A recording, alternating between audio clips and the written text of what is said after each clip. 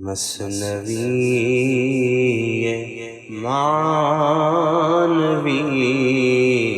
پیر روم،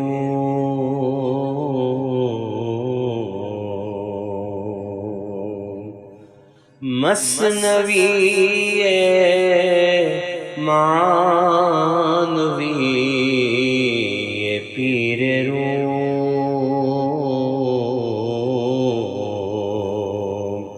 ہست گنج راز عرفان و علوم۔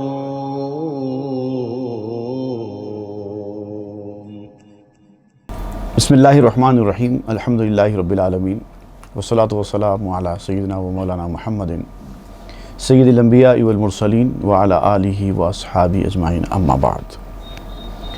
گزشتہ ہم حضرت یحییٰ علیہ السلام کی والدہ اور حضرت عیسیٰ علیہ السلام کی والدہ حضرت مریم، ان دونوں کزنز کے درمیان جو گفتگو ہو رہی تھی اس کے بارے میں پڑھ رہے تھے کہ حضرت یحییٰ علیہ السلام کی والدہ نے کہا تھا کہ میں نے یہ محسوس کیا ہے کہ میرے پیٹ میں جو بچہ ہے، یعنی حضرت یحییٰ علیہ السلام کا جنین، اس نے آپ کے پیٹ کے بچے کو سجدہ کیا ہے۔ تو اس سے ثابت ہوتا ہے کہ آپ کے پیٹ میں جو بچہ ہے وہ اولو العزم رسول ہے۔ اور حضرت مریم نے کہا کہ میں نے آپ کے بچے کو سجدے کو میں نے بھی دیکھا ہے۔ یہ بات بیان کر کے مولانا روم نے کہا تھا کہ بعض بیوقوف اس طرح کی باتوں کو سیدھا ماننے سے انکار کر دیتے ہیں اور کہہ دیتے ہیں کہ یہ جھوٹ اور غلط ہے۔ ان کا یہ ماننا ہوتا ہے، ان کی یہ دلیل ہوتی ہے کہ حضرت مریم اور حضرت یحییٰ علیہ السلام کی والدہ اگرچہ کہ آپس میں کزنز ہوتی تھی، لیکن ان دونوں کی آپس میں ملاقات ہونے کا کوئی ثبوت ملتا نہیں ہے، اور اگر ملاقات ہوئی بھی ہوگی تو حضرت عیسیٰ علیہ السلام کے حمل کے وقت پر تو ملاقات نہیں ہوئی، کیونکہ حضرت مریم اس وقت شہر میں تھی ہی نہیں، وہ باہر تھی۔ اور اگر ایسا ملاقات بھی ہوئی ہے تو اس طرح کی حمل کے سجدہ کرنے والی باتیں قابل قبول نہیں ہو سکتی ہیں۔ تو اس طرح کی باتوں پر یقین نہیں کرنا چاہیے، اس کی کوئی حقیقت نہیں ہے۔ اس کا جواب دیتے ہوئے مولانا روم نے فرمایا کہ جو صاحب دل ہوتا ہے اس کو بعض ایسی چیزیں نظر آتی ہیں جو صاحب آنکھ نہیں دیکھ سکتا۔ اس حوالے سے آج جو گفتگو ہوگی آپ دیکھیں گے آپ کیا بیان کرتے ہیں۔ این بدانت کاں کے اہل خاطرست، غائب آفاق اورا حاضرست۔ جو صاحب دل ہوتا ہے وہی اس کی حقیقت کو سمجھ سکتا ہے، کیونکہ غائب دنیا بھی اس کے سامنے حاضر دنیا ہے۔ انسان کے لیے دنیا کی دو شکلیں، ایک تو وہ حاضر دنیا جو اس کو نظر آتی ہے، جو اس کے سامنے، جو سائنس کے ساتھ پروف ہو جائے، وہ حاضر دنیا، اور جو سائنس کے ذریعے پروف نہ ہو وہ غائب دنیا ہے۔ لیکن جو دل والا ہوتا ہے اس کے لیے غائب دنیا بھی حاضر دنیا کی طرح ہے۔ تو بعض باتیں غائب دنیا سے متعلق ہوتی ہیں۔ حضرت یحییٰ علیہ السلام کی والدہ کا حضرت عیسیٰ علیہ السلام کی والدہ سے دوران حمل ملاقات نہ کرنے کا جو ظاہری واقعہ ہے، اس سے اس واقعے کو نکارا نہیں جا سکتا۔ یہ ہو سکتا ہے کہ عالم روحانیت میں ان کی ملاقات ہوئی ہو، تو جو بھی واقعہ ہوتا ہے آپ کے سامنے پیش کیا جاتا ہے، اگر وہ ہسٹری اور سائنس کے کسوٹی پر اگر پورا نہ بھی اترے تو آپ اس واقعے کا بعین ہی اقرار کرنا ضروری نہیں ہے، لیکن جو مواد اس سے ہم کو مل رہا ہے وہ حاصل کر لینا چاہیے۔ پیش مریم حاضر آیت در نظر، مادر یحییٰ کے دورست از بصر۔ حضرت مریم کی نگاہ کے سامنے وہ حاضر ہے، جو واقعہ ہوا ہے وہ حضرت مریم کے سامنے، ان کی نگاہ کے سامنے حاضر ہے۔ مطلب انہوں نے اپنی اس نگاہ سے جو اللہ تعالیٰ نے ان کو باطنی نگاہ دی، اس سے یہ چیز دیکھی ہے۔ اگرچہ کہ حضرت یحییٰ کی والدہ ظاہری طور پر ان سے دور رہی ہوں۔ اولیاء اللہ میں بھی ایسے بہت سارے واقعات رونما ہوئے ہیں کہ ایک ولی برسوں کی مسافت پر جا کر بیٹھا ہوا ہے، کئی سو کئی ہزار کلومیٹر کے ڈسٹنس پہ بیٹھا ہوا ہے، ایک ولی کئی ہزار کلومیٹر کے ڈسٹنس پر بیٹھا ہوا ہے، ادھر سے ولی پکار رہا ہے تو ادھر سے ولی اس کا جواب دے رہا ہے۔ ایسے بے شمار واقعات ہیں۔ حضرت عمر کے حالات میں ہے کہ ایک مرتبہ آپ نے حضرت ساریہ کو دوران خطبہ پکار دیا تھا، جبکہ اس وقت حضرت ساریہ کافی دور تھے، اور حضرت ساریہ نے اس وقت جو کہ جنگ کے میدان میں تھے حضرت عمر کی آواز سنی تھی۔ تو یہ تو اہل اللہ کے پاس ہونے والی باتیں ہیں، اس کو ظاہر پر مت ڈال کر دیکھو۔ دیدہا بستہ ببینت دوسترا چوں مشبک کردہ باشد پوسترا، آنکھیں بند کیے ہوئے بھی دل والا اپنے دوست کو دیکھ لیتا ہے، اگرچہ کہ اس کی کھال کو چھلنی کر دیا گیا ہو، اس کی اسکن کو لائٹائز کر دیا گیا ہو، تب بھی وہ پہچان لیتا ہے، کیونکہ وہ باطنی نگاہ سے دیکھتا ہے۔ ورنہ دیدش نزبرون و نزدروں از حکایت گیر مانا اے زبوں، اے عقل سے عاجز انسان، اپنی عقل کا استعمال نہ کرنے والے محروم شخص، تو قصے سے نتیجہ اخذ کر، تو جو واقعہ تیرے سامنے پیش کیا جا رہا ہے اس سے حاصل کیا ہو رہا ہے اس کے اوپر توجہ کر۔ یہ کیا یا نہیں کیا، ایسا ہوا یا نہیں ہوا، اس کا ثبوت کیا ہے، ایسے کیسے ہو سکتا ہے، ایسا کرنے والے صرف ایسی ہی الجھنوں میں الجھ کر رہ جاتے ہیں، ان کو جو مواد ملنا ہے وہ مواد نہیں ملتا۔ نئے چنا کفسانہا بشنیدئے، ہم چشیں برنقش او چسپیدئے، کیا ایسا نہیں ہے کہ تو نے کئی قصے اس طرح کے سنے؟ اور جو فرضی قصے ہوتے نا، ایسا خالی مثنوی میں نہیں ہیں، ایسا صرف فارسی میں نہیں ہے، ایسا صرف ترکستان یا روم میں نہیں ہے، دنیا کے کونے کونے میں ہر لینگویج میں فرضی قصوں کا طریقہ رہا ہے۔ اس کو فکشن کہتے ہیں، من گھڑت واقعات بنائے جاتے ہیں، ذہن سے تراشیدہ قصے بیان کیے جاتے ہیں، فکشن ہوتا ہے، ریئلٹی نہیں ہوتی۔ تو فکشن بھی اگر فائدے سے خالی ہے تو کیوں لکھا جاتا؟ کچھ نہ کچھ تو اس کا فائدہ ہوتا ہے، کچھ نہ کچھ تو اس کا ایک میسیج ہوتا ہے، فکشن کے ذریعے وہ میسیج دیا جاتا ہے۔ پھر فکشن میں بھی دو قسم کے فکشنز ہوتے ہیں، ایک کو فیبل کہتے ہیں، ایک کو پیرابل کہتے ہیں۔ جو انسانوں کو کیریکٹر بنا کے جو فکشن بنایا جاتا ہے اس کو پیرابل کہتے ہیں، اور جو جانوروں کو جو کیریکٹر دے کر جو فکشن بنایا جاتا ہے اس کو فیبل کہتے ہیں۔ تو دونوں چیزیں مستعمل ہیں، دونوں چیزیں ہو سکتی ہیں، اور ہر زمانے میں ہر دور میں اس طرح کے قصے لکھے گئے ہیں، آپ نے بھی بچپن میں بے شمار سنے ہیں، اور بچوں کو سنائے جاتے ہیں خاص طور سے، کیونکہ ان کی تربیت مقصود ہوتی ہے۔ قصے، کہانیاں، کچھوا اور خرگوش کی کہانی سنائی جاتی ہے۔ کیا آپ سمجھتے ہیں کہ اس طرح کا کوئی ریس کچھوے اور خرگوش کے درمیان ہوئی ہوگی؟ نہیں ہوئی ہوگی، لیکن آپ کو قصہ سنایا جاتا ہے تاکہ آپ اس سے کچھ سبق حاصل کریں۔ شیر اور خرگوش کا قصہ سنایا جاتا ہے، لومڑی اور انگور کا قصہ سنایا جاتا ہے، شیر اور چوہے کا قصہ سنایا جاتا ہے، کیسا ایک بڑا شیر بھی کبھی کبھار عاجز ہو جاتا ہے، ایک چھوٹا جانور اس کی مدد کرتا ہے، گل و بلبل کے قصے سنائے جاتے ہیں۔ تو اس طرح کے قصے سنائے جانے کا جو رواج صدیوں سے پہلے سے ہے۔ حضرت شیخ فرید الدین عطار رحمۃ اللہ علیہ جو نشاپور کے بزرگ گزرے ہیں، ان کی مشہور تصوف کی کتاب ہے منطق الطیر، اس میں بھی جو ہے پرندوں کو کیریکٹر بنا کر مختلف کام کی باتیں بتائی گئی ہیں۔ تو یہ فیبلز بولتے ہی اسی کو ہے، کیریکٹرز، فرضی کیریکٹرز جانوروں کے بنا کر اس کے ذریعے سے کوئی میسیج دنیا کو دینا، اور عام طور پر مورل کچھ لیسن ہوتا ہے جو اس کے ذریعے دیا جاتا ہے۔ انگلش میں بھی بہت سارے مشہور ہیں اس طرح کے فیبلز۔ واٹر شپ ڈاؤن نام کا ایک مشہور ہے، رچرڈ ایڈمز کا لکھا ہوا، دا ون اینڈ اونلی ایوان، IVAN، ایوان، یہ اصل میں انگلش پروننسیشن کے حساب سے اس کو آئیوان بولتے ہیں، لیکن چونکہ رشین ورڈ ہے اس لیے اس کا پروننسیشن ہے ایوان۔ تو دا ون اینڈ اونلی ایوان ہے، دا فراکس اینڈ دا آکس ہے، بیلنگ دا کیٹ ہے، بہت سارے مل جاتے ہیں آپ کو فیبلز، جانوروں کے، پرندوں کے کیریکٹرز میں ایک میسیج دیا جاتا ہے۔ تو ویسے ہی ہے مثنوی بھی، تم اس کے کیریکٹرز پر مت جاؤ، تم اس کے اندر بیان کی جانے والی حکایتیں اور واقعات کی اصلیت کیا ہے، کیا ایسا ہو سکتا ہے، نہیں ہو سکتا ہے، اس پہ مت جاؤ۔ میوہ کھانے والا آدمی چھلکے کو نہیں دیکھتا، یہ چھلکا ہے، خرید کے لے کے جاتے ہیں، لیکن بعد میں جب مغز ملتا ہے تو چھلکا پھینک دیتے ہیں۔ تا ہمیں گفتاں کلیلہ بے زباں، چوں سخن نوشد ز دمنا بے بیاں، کلیلہ اور دمنا کا آپ ذکر کر رہے ہیں، بہت مشہور کتاب ہے، تقریباً دنیا کے ہر دینی مدرسے کی اعلیٰ تعلیم حاصل کرنے والے بچے یہ کتاب پڑھتے ہیں، عربی زبان میں، کلیلہ اور دمنا۔ اس کے اندر پورے جانوروں کے قصے، بیلوں کے، شیروں کے، خرگوش کے چھوٹے چھوٹے قصے۔ ایک کلیلہ اور دمنا خود دو کیریکٹرز ہیں، دو گیدڑ رہتے ہیں، ایک کا نام کلیلہ، ایک کا نام دمنا۔ تو یہ دو کیریکٹرز کو ہی اس کتاب کا نام رکھ دیا گیا ہے، کلیلہ اور دمنا۔ اور یہ کلیلہ دمنا کتاب عربی زبان کی لٹریچر کی ٹاپ کلاس کتاب ہے، بہترین لٹریچر ہے، اور یہ اوریجنل کتاب نہیں ہے عربی کی، یہ ٹرانسلیٹڈ ورژن ہے۔ اوریجنل کتاب سنسکرت میں ہے، اس کا نام ہے پنچ تنتر۔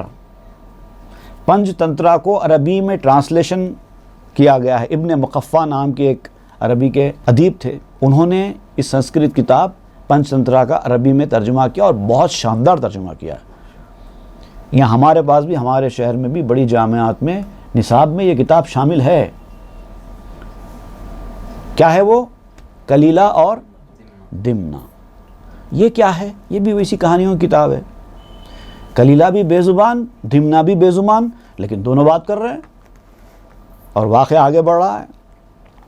ورب دانستت لہن ہم دیگر فہم اونچوں کرد بے نطقی بشر۔ اب آپ کہتے ہیں کہ یہ کلیلہ اور دمنا کیا ایک دوسرے سے بات کرتے تھے؟ حالانکہ ان کو تو زبان نہیں ہوتی جانور کو، وہ بات کیسے کرتے تھے؟ اور اگر بات کرتے بھی تھے تو چلو ٹھیک ہے، یہ بھی گیدڑ وہ بھی گیدڑ، دونوں اپنی لینگویج میں بات کرتے تھے ہوں گے، انہوں نے بات کی ہوگی، لیکن انسان نے کیسے سمجھا ان کی بات کو؟ کیسے سمجھا؟ درمیان شیر و گاؤ آں دم نچوں شد رسول و خاند بر ہر دو فسوں۔ اب ایک جو واقعہ، ایک جو کہانی ہے اس میں یہ ہے کہ شیر اور گائے، شیر بادشاہ رہتا ہے اور گائے یا بیل جو بھی ہے وہ بادشاہ کا وزیر رہتا ہے، یہ کہانی میں بیان کیا جاتا ہے۔ ایک کہانی ایسی، شیر بادشاہ ہے، اس کا جو ہے گائے یا بیل اس کا وزیر ہے۔ تو کیا ایسا ہو سکتا ہے؟ شیر بیل کو وزیر بنا سکتا ہے؟ چھوڑتا ہے بھوکا شیر کبھی بیل کو؟ لیکن یہاں پر بناتا ہے۔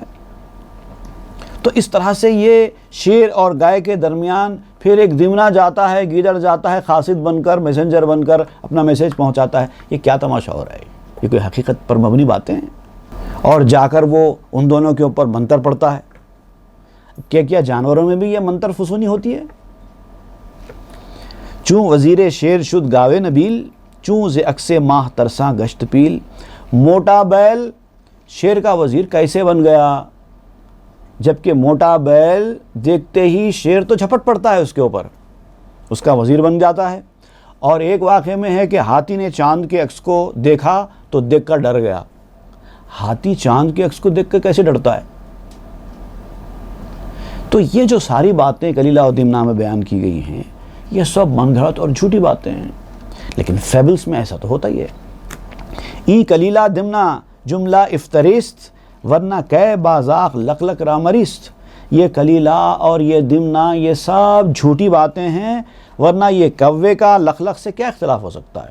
کوا الگ چیز ہے، لق لق الگ چیز ہے۔ ہم نے کوا اور لق لق کے بارے میں تفصیل سے پڑھا ہے، غالباً ایپیسوڈ نمبر 65 میں۔ کرو اینڈ ریون میں کیا فرق ہوتا ہے؟ دکھائی دینے میں ایک طرح کے پرندے، لیکن بہت بڑا فرق ہے دونوں میں۔ تو ان دونوں کے درمیان اختلاف پیدا ہو جاتا ہے۔ کیا اختلاف ہو سکتا ہے جبکہ دونوں ایک ہی فیملی کے ہیں؟ اے برادر قصہ چوں پیمانہ ہیست اندر و مانا مثال دانہ ہیست۔ اے میرے بھائی، قصہ بیان کرنا تو محض ایک پیمانہ ہے، ایک ترازو ہے۔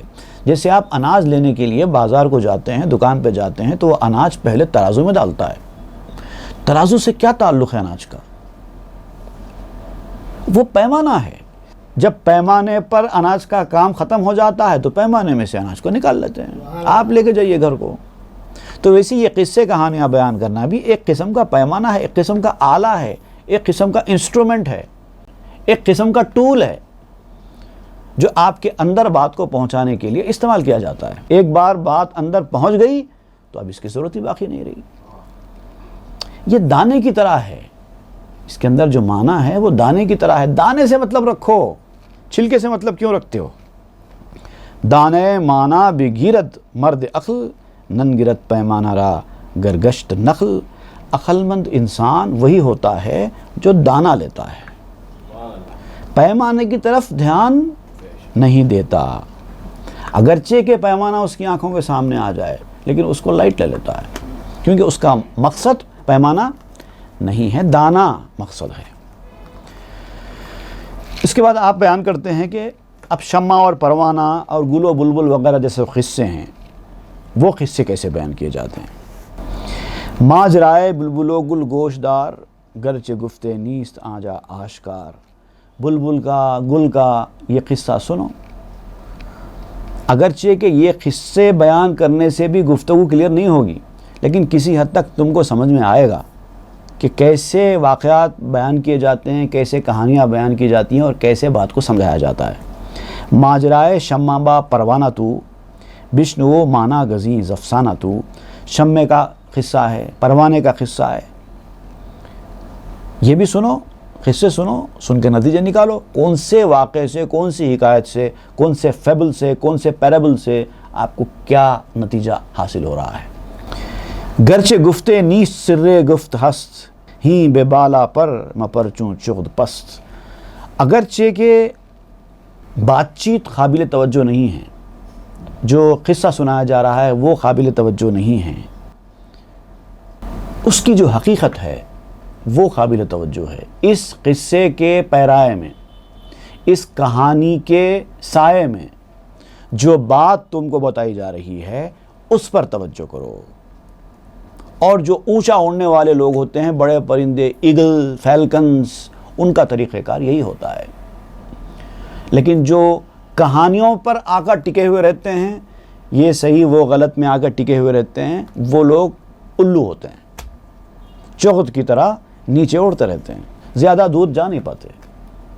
یہ تم کو زیادہ اڑانے کے لیے مددگار ثابت ہوتے ہیں یہ قصے کہانیاں۔ گفت در شطرنج کی خانہ رخست، گفت خانہ اشک جا آمد بدست۔ کسی نے اگر شطرنج میں کہا کہ یہ رخ کا گھر ہے، رخ ایک مہرہ ہوتا ہے شطرنج کا، جیسے وزیر ہوتا ہے، جیسے پیدل ہوتا ہے، ویسی ایک مہرہ کا نام ہے رخ، اس کو روک کہتے ہیں۔ تو اگر آپ کسی مہرے کو بتا کر، سمجھو کسی ہاتھی کو ہی بتایا آپ نے، شطرنج کے ہاتھی کو، کہ یہ ہاتھی کا گھر ہے، آپ نے بتایا، تو آپ کہتے ہیں گفت خانہ اشک جا آمد بدست۔ تو دوسرا یہ اعتراض کرتا ہے کہ یہ ہاتھی کو گھر کہاں سے مل گیا؟ کیا ہاتھی اتنے چھوٹے خانے میں رہ سکتا ہے؟ یہ بیکار باتیں ہیں، اس طرح کی بات نہیں کرنا۔ اتنے چھوٹے خانے میں ہاتھی کہاں سے رہ سکتا ہے؟ ارے بھائی ذرا مطلب کو سمجھو، ہاتھی کا مطلب کیا ہے، گھر کا مطلب کیا ہے؟ ہاتھی کا مطلب یہ تھوڑا یہ ہے کہ ہاتھی چل کر یہاں پر آ گیا ہو، اس مہرے کا نام ہاتھی ہے۔ وہ ہاتھی جس مقام پہ جا کے بیٹھتا ہے اس کو گھر کہتے ہیں، وہ جہاں پر جا کر بیٹھ گیا اس کو ہاتھی کا گھر کہتے ہیں۔ یہ ایک طریقہ کار ہے، اس کو سمجھو۔ خانہ را بے خرید یا میراث یافت، فرخاں کا کو سوئے مانا شتافت۔ اب اعتراض کرنے والے نے کہا کہ تم کس بنیاد پہ کہتے ہو کہ یہ ہاتھی کا گھر ہے؟ کیا ہاتھی نے گھر خریدا ہے یا یہ گھر ہاتھی کو میراث میں ملا ہے؟ تو آپ کہتے ہیں کہ یہ جاہلانہ قسم کی باتیں۔ مبارک آدمی، کامیاب آدمی وہ آدمی ہے جو یہ ظاہری چیزوں کی طرف جانے کے بجائے معنی کی طرف دوڑا۔ ہاتھی کا مطلب کیا ہے، گھر کا مطلب کیا ہے، ہاتھی کے چال چلنے سے ہوتا کیا ہے، اس پر جو آدمی توجہ دیتا ہے وہ آدمی ہوشیار آدمی ہے۔ گفت نحوی زید امرن قد ضرب، گفت چونش کرد بے جرم ادب۔ اب عربی گرامر میں ایک نحوی نے، گرامر پڑھانے والے نے ایک عربی کا ایک قاعدہ بیان کیا کہ فاعل کیا ہوتا ہے، مفعول کیا ہوتا ہے۔ جیسے ایک جملہ اس نے بیان کیا، زید نے امر کو مارا، تو زید فاعل ہوا، مارا فعل ہوا اور امر مفعول ہوا۔ ایک ہوتا سبجیکٹ، ایک ہوتا آبجیکٹ۔ اب یہ سبجیکٹ آبجیکٹ کو سمجھانے کے لیے گرامر سمجھانے والے نے کہا کہ زید نے امر کو مارا، تو اس میں زید فاعل ہے اور امر مفعول ہے، کیونکہ امر کے اوپر اس مار کا اثر پڑ رہا ہے۔ یہ اس نے یہ سمجھا اسٹوڈنٹ کو ایگزامپل دے کے۔ اب شاگرد جو بے وقوف تھا، ظاہر دیکھنے والا، اس نے کہا بیچارے عمر نے کیا غلطی کی تھی جو زید نے عمر کو مارا؟ کیوں مار دیا زید نے عمر کو؟ کیا غلطی کی تھی اس نے؟ اب استاد پریشان ہو جائے گا، بولے یہ کیا ہو گیا؟ یہ میں تو اگزامپل دے رہا ہوں فاعل مفعول کو سمجھانے کے لیے. زیدن ضرب عمرن یہ کہا میں نے سمجھانے کے لیے، لیکن یہ سمجھتا ہے کہ صحیح بھی کسی کوئی زید ہے جس نے سچی مچی کسی عمر کو مار دیا اور بلا وجہ مار دیا. یہ کا طریقہ ہے بلا وجہ مار دینے کا؟ اس نے کیا غلطی کی تھی جو مار دیا؟ امر را جرمش چے بد کاں زید خام بے گناہ او را بزد ہمچو غلام. عمر کی کیا خطا تھی کہ اس نالائق زید نے اس بے قصور کو غلام کی طرح مار دیا؟ گفت ای پیمانہ مانا بوت گیر مانارا کے پیماناست رد. تو اس گرامر پڑھانے والے نحوی نے کہا کہ یہ لفظ معنی کا پیمانہ ہوتے ہیں. میں نے لفظ استعمال کیا تاکہ تم کو معنی سمجھ میں آئے، کیونکہ لفظ جو ہے معنی کا پیمانہ ہے. لفظ کے ذریعے سے تم معنی کو سمجھتے ہو. اگر لفظ استعمال نہ کیا جائے گا تو تم کو معنی کیا سمجھ میں آئیں گے؟ تو معنی کو سمجھنے کے لیے لفظ کا استعمال کیا گیا. لفظ اصل نہیں ہے، معنی اصل ہے. معنی کو لے لو اور لفظ کو چھوڑ دو. کیا کہنا چاہتا ہے استاد وہ سمجھ جاؤ. زید کو ہٹاؤ، عمر کو ہٹاؤ، مارنے کو ہٹاؤ، اس سے آپ کو کوئی واسطہ نہیں ہے. حقیقت ہی نہیں ہے. کوئی زید ہے نہ کوئی عمر ہے، یہاں پر صرف کیریکٹر ہے، سمجھانے کے لیے استعمال کیے گئے ہیں. تم کو اس سے کیا کرنا ہے؟ زید عمر از بہر اعراب است ساز گر دروغ استاد با اعراب ساز. زید عمر یہ جو ہے صرف اعراب کو بتانے کے لیے سمجھائے جا رہے ہیں. عربی میں فاعل مرفوع ہوتا ہے، مفعول عربی میں فاعل مرفوع ہوتا ہے اور مفعول منصوب ہوتا ہے. فاعل کے اوپر پیش آتا ہے، مفعول کے اوپر زبر آتا ہے. اس سے پہچانا جاتا ہے کہ فاعل کون ہے اور مفعول کون ہے. کبھی کبھار فعل پہلے آتا ہے. جملہ فعلیہ میں عربی میں خاص طور سے پہلے آ جاتا ہے کبھی کبھی فعل. فاعل مفعول دونوں بعد میں آتے ہیں. تو آپ کو کیسے پتہ چلے گا کہ فاعل کون ہے مفعول کون ہے؟ جیسے ضربہ زید عمر آ گیا، زید ضربہ زید عمر. ضربہ کا مطلب ہوتا ہے مارا. زید اور عمر دو نام آ گئے، تو زید نے عمر کو مارا یا عمر نے زید کو مارا؟ یہ کلیئر نہیں ہوگا. یہ فرق سمجھ میں آئے گا اعراب سے. ضربہ زیدن عمرہ تو مطلب زید نے عمر کو مارا. ضربہ زیدن عمرو اگر ایسا آ جائے گا اعراب تو اس کا مطلب ہوتا ہے عمر نے زید کو مارا. الٹا ہو جاتا ہے. اعراب سے فرق ہوتا ہے. ہمارے پاس زبان میں کیا ہے؟ نے کا استعمال ہے اور کو کا استعمال ہے. فاعل کے ساتھ نے لگایا گیا، مفعول کے ساتھ کو لگایا گیا، جس سے ثابت ہو گیا کہ فاعل کیا ہے اور مفعول کیا ہے. زید نے عمر کو مارا. یہ نے اور کو جو ہے فیصلہ کرتے ہیں کہ مارنے والا کون ہے اور مار کھانے والا کون ہے. یہ ہماری زبان کا طریقہ ہے. عربی میں اعراب ہوتے ہیں. تو اعراب سے پہچانا جاتا ہے. اس کی مثال دینے کے لیے یہ بات آپ کو سمجھائی گئی ہے، مثال دی گئی ہے. گفت نئے من آندانم امر را زید چونزد بے گناہ ہو بے خطا. اور وہ شاگرد نے کہا کہ میں یہ سب نہیں جانتا، نہ میں زید کو جانتا ہوں نہ میں عمر کو جانتا ہوں. یہ بیکار باتیں میری سمجھ میں نہیں آتی. میرا سوال سیدھا سیدھا صاف صاف ہے کہ بلا قصور بلا خطا بلا غلطی کے زید نے عمر کو کیوں مارا. گفتزو لاچار و لاغے برکشود امر یک واوے فضوں دزدید ابود. اب استاد کو سمجھ میں آ گیا کہ یہ بیوقوف شاگرد ہے. بیوقوف لوگوں کے ساتھ بیوقوف بن جانا ہی اچھا ہوتا ہے. بیوقوف آدمی کے ساتھ آپ سمجھداری کا مظاہرہ کریں گے یا علمی جواب دیں گے تو وہ مانے گا کبھی بھی نہیں. اب استاد سمجھا رہا ہے، علمی بات بتا رہا ہے کہ میں نے مثال دی، نہ زید ہے نہ عمر ہے، تم سمجھو، بات کو سمجھو، اس کے لیے میں نے بیان کی. لیکن وہ بار بار وہی بات کہتا جاتا ہے. تو اب استاد نے دیکھیے آپ کس طرح سے کہا. تو اس نے مذاق شروع کر دیا، شاگرد کے ساتھ مذاق شروع کر دیا اور کہا مذاق میں کہ عمر کا قصور ہے. عمر نے ایک واو اضافہ چرا لی، کیونکہ عمر جو لکھا جاتا نا عربی میں، عمر اور عمر دونوں میں صرف تلفظ کا ہی فرق نہیں ہے بلکہ اسپیلنگ کا بھی فرق ہے. عمر میں عین میم را لکھا جاتا ہے، وہ عمر ہے، لیکن عین میم را کے ساتھ اگر واو بھی لکھا جائے تو وہ امر ہے، عمر نہیں ہے۔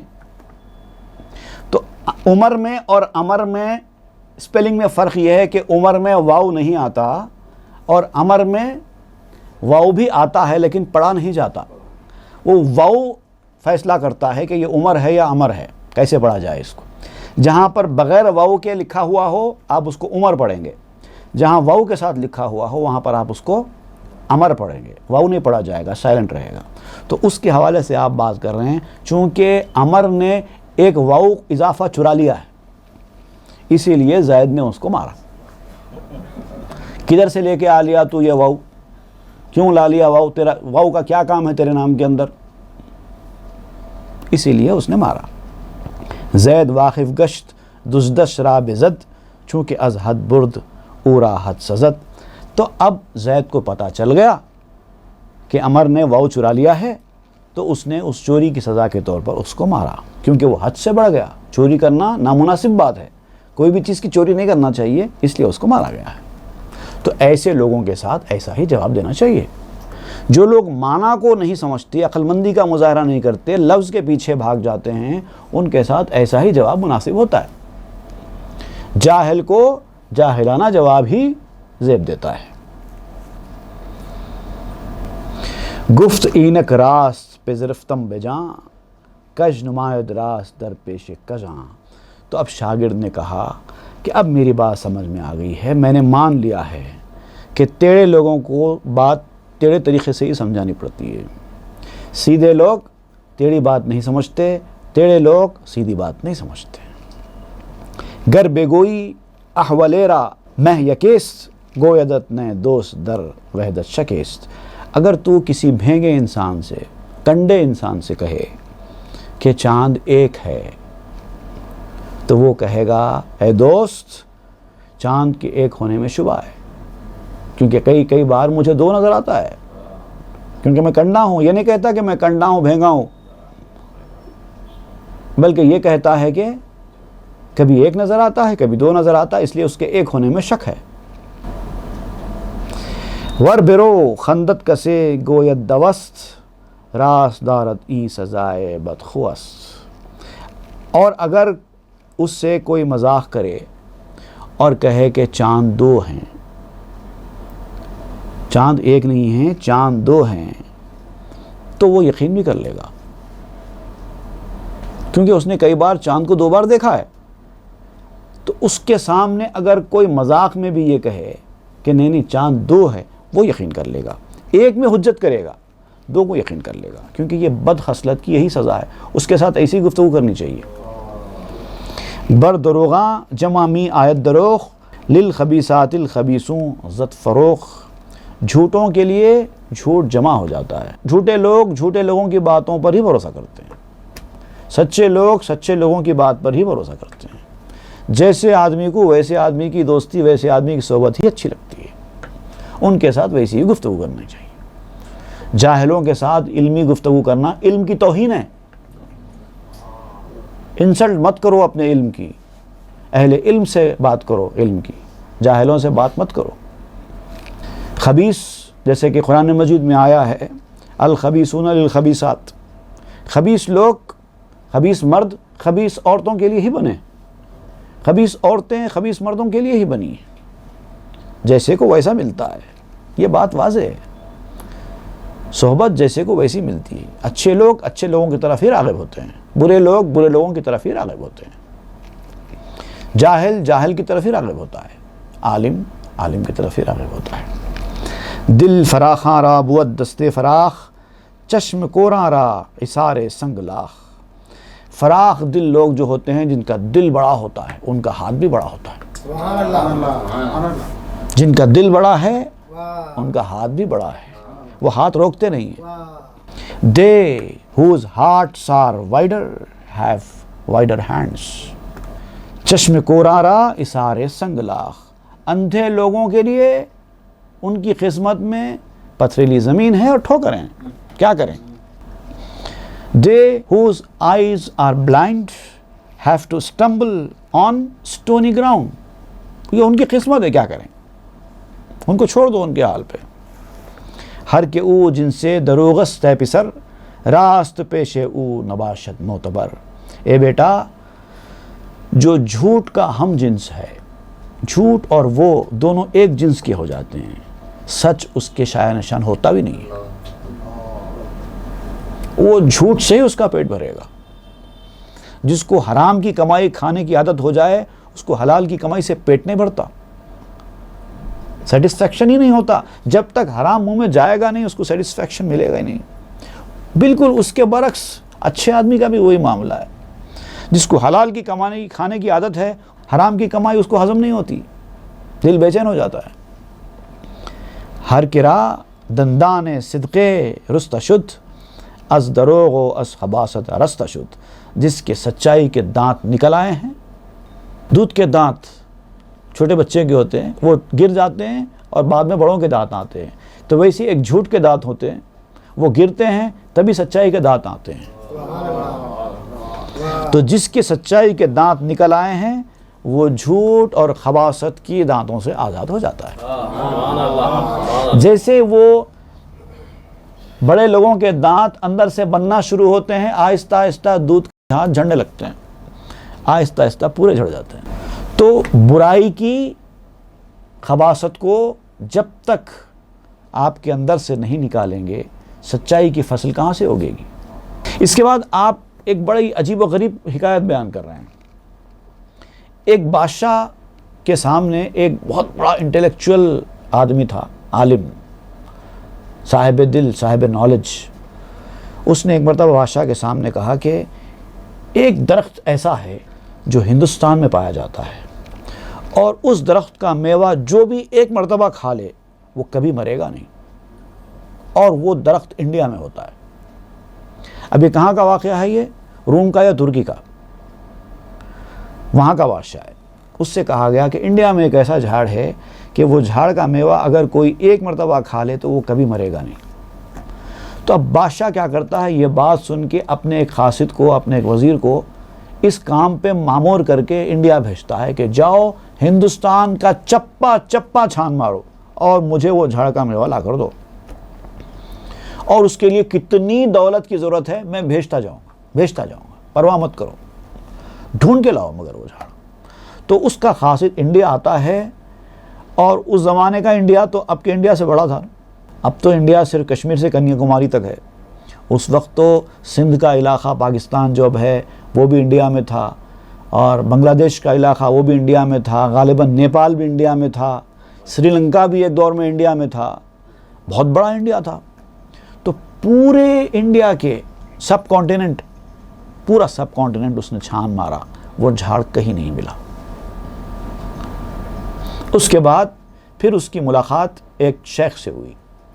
اس کو پتا چلا کہ وہ جھاڑ کہاں ہے، وہ بادشاہ کیا ہے، جھاڑ کیا ہے، شیخ کون ہے، اور کیا بات بیان کی گئی، وہ انشاءاللہ ہم آئندہ کے درس میں پڑھیں گے. وصلی اللہ تعالی علی خیر خلق سیدنا محمد وآلہ وصحبہ اجمعین والحمد للہ رب العالمین. مثنوی معنوی پیر روم،